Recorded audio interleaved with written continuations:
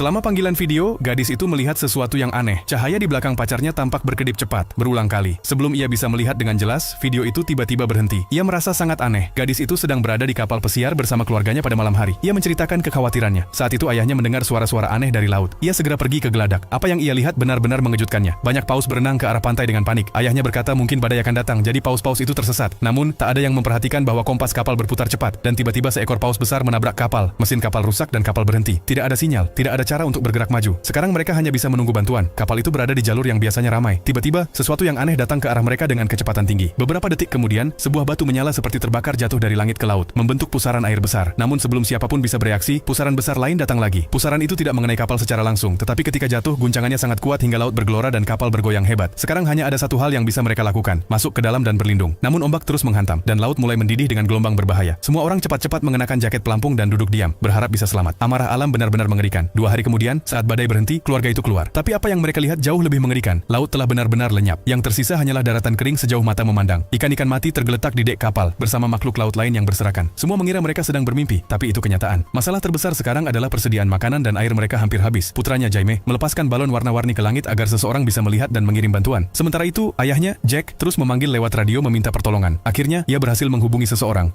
ilmuwan yang terjebak jauh di tempat lain. Ilmuwan itu mengatakan bahwa telah terjadi perubahan mendadak pada medan magnet bumi yang menyebabkan kehancuran besar ini. Hal itu memengaruhi seluruh dunia dan membuat laut menghilang. Ia memperingatkan bahwa dalam 7 hari, medan magnet bumi akan kembali normal. Saat itu, air akan turun lagi dan laut akan terisi kembali. Keluarga itu harus segera pergi ke tempat tertinggi, atau air akan menelan mereka. Waktu mereka sangat sedikit dan mereka tak punya cara untuk melarikan diri. Kini, hanya keajaiban yang bisa menyelamatkan mereka.